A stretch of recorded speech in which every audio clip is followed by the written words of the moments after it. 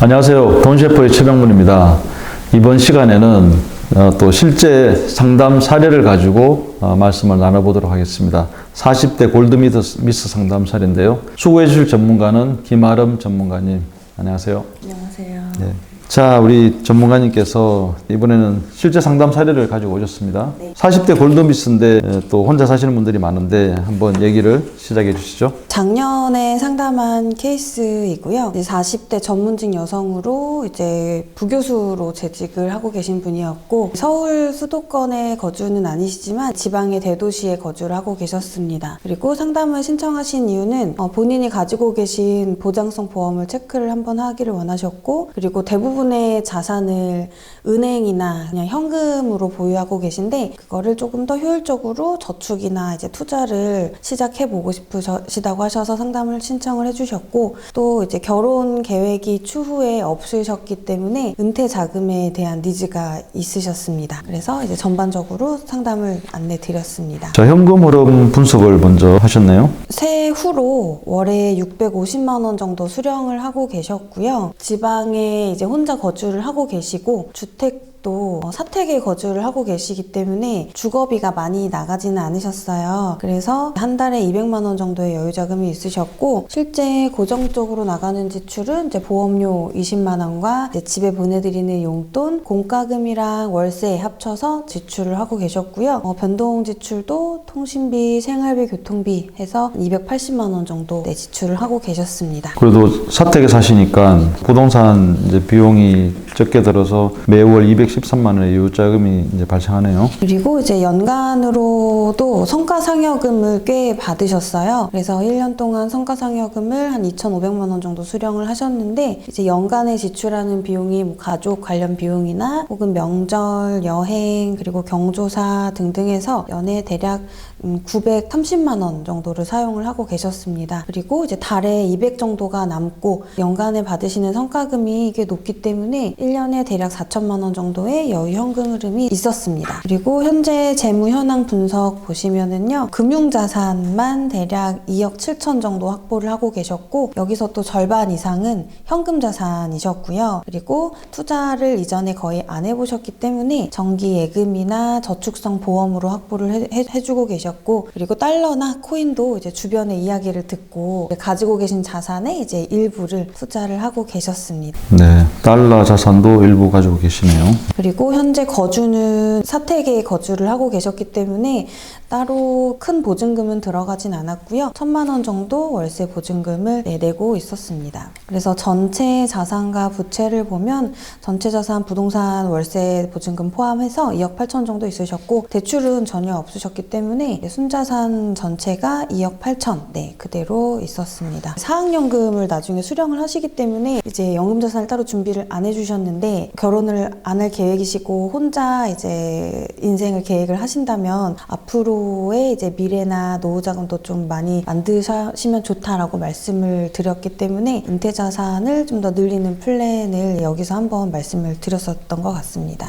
자, 그래서 전체적으로 재무 상태 분석 한번 평가를 해주십시오. 여기서 건전성 지표라는 거는 현재 상황에 대한 지표라고 봐주시면 됩니다. 비상자금은 월에 지출하는 거에 3배에서 크게 많게는 6배 정도 확보를 하시라고 말씀을 드리는데, 1억 5천의 현금을 가지고 계셨기 때문에 거의 37배수나 되는 현금 자산을 가지고 계셨고요. 현금이 너무 많다라는 건 투자에 기회비용이 생길 수 있기 때문에 현금 자산을 적정 수준으로 줄이자라고 말씀을 드렸습니다. 그리고 이제 소득 대비 지출은 한 60% 전후였기 때문에 이 비율은 굉장히 좋으셨고요. 대출도 전혀 없는 상황이었기 때문에 대출 관련된 지표도 좋았습니다. 그리고 이제 성장성 지표라는 거는 지금 이렇게 우리가 저축 투자를 하면 미래에 이제 기대되는 지표들이라고 봐주시면 되는데요. 청약저축이나 생명보험의 저축성 보험 정도만 하고 계셨기 때문에 저축 성향이 이제 굉장히 낮으셨고, 대부분 이제 급여통장에 현금으로만 쌓아두셨어요. 그래서 이제 저축을 매달 꾸준히 하자라고 말씀을 드렸고, 앞서 말씀드렸던 것처럼 은퇴자금은 따로 개별적으로 준비를 하고 계시지 않아서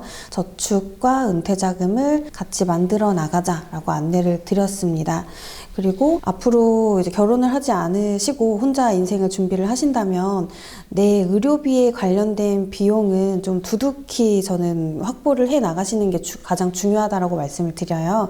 그래서 소득 대비 3% 정도밖에 보험료를 내고 계시지 않았기 때문에 이거를 좀 더 높여서 보장을 좀 더 준비하자라고 말씀을 드렸습니다. 여기 이제 노후 대비 저축 지표는 네. 사실은 위급한 평가가 됐는데 이제 장기 저축을 하고 있지 않아서 그렇다는 거는 이제 이해가 됐고요. 그다음에 저축 성향 지표 이것도 이제 위급으로 나온 이유는 이게 이제 성장성 지표이기 때문에 그렇게 나온 거죠. 맞습니다. 그냥 현금으로 급여 통장에만 쌓아놓고 계셨기 때문에 급여 통장은 일반적으로 은행의 수시 입출금 통장 많이 활용을 하시잖아요. 근데 거기 금리가 굉장히 낮아요. 0.1% 정도밖에는 안 됩니다. 그래서 이렇게 하다가는 물가 상승률도 이길 수 없는 거기 때문에 이제 다달이 혹은 이제 목돈을 마련을 하시는 그런 금액도 예금을 활용하신다거나 아니면 수시입출금 통장이지만 금리가 좀 높은 CMA를 활용하신다거나 네, 이런 쪽을 좀 안내를 드렸습니다. 네, 좋습니다. 그러면 솔루션에 대해서 어떻게 말씀드렸습니까? 고객님께서 문의해 주셨던 대로 일단 보장성 보험을 추가 보완을 했고요. 그리고 추후에 내가 이제 아프게 될 경우 나를 돌봐줄 사람이 사실 없잖아요. 그때를 대비하기 위해서 간병보험을 좀 안내를 드렸고요. 그리고 현재 월에 남는 저축 여력과 목돈이 좀 많으셨어요. 그래서 여유자금을 저축과 투자를 같이 병행해서 해보자라는 말씀을 드렸고 은퇴 자산을 개별적으로 준비하는 게 하나도 없으셨기 때문에 은퇴자금도 좀 신경을 쓰자.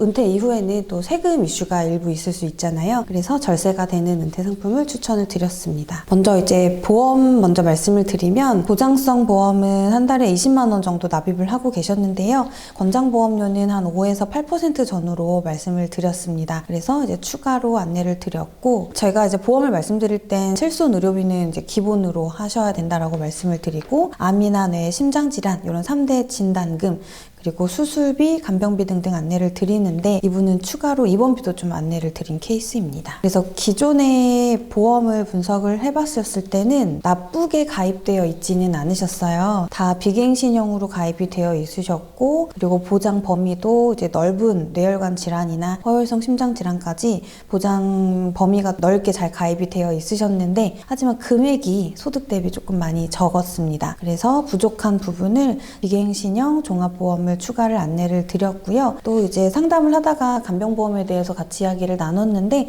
이제 본인도 간병보험에 니즈가 있으시더라고요. 그래서 이제 간병보험도 한 3-4개 회사를 비교해서 성향에 맞춰서 좀 안내를 드렸습니다. 또 싱글족이시기 때문에 향후를 생각하더라도 간병보험은 또 반드시 필요하겠습니다. 이제 앞으로 근로기간에 대한 고민이 좀 있으셨어요. 정규수가 되신다면은 67세 정도까지 일을 하실 수 있으신데 이렇게 고정되는 비용을 좀 빨리 납입을 하고 싶다라고 말씀을 해주셔서 일반적으로 보험은 100세 만기 20년 납입으로 안내를 드렸지만 이분은 10년 납입을 원하셨습니다.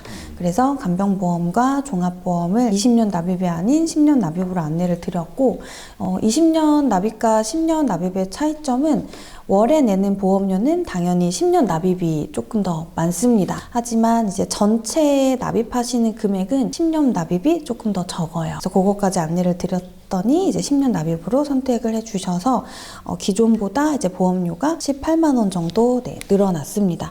하지만 18만 원이 늘어났다고 하더라도 권장 그 비율 이내이기 때문에 충분히 만족을 하셨습니다. 그리고 이제 또 이분이 궁금해 하셨을 것 같은데 여유자금을 그럼 어떻게 좀 저축하고 투자하면 되는지 어떤 플랜을 짜주셨습니까? 일단은 목돈이 1억 5천 정도 있으셨고 다달이 200만 원 이상 저축하실 수 있는 여력이 있으셨어요. 그래서 이제 먼저 목돈과 적립식 저축을 나눠서 하자라고 안내를 드렸고요.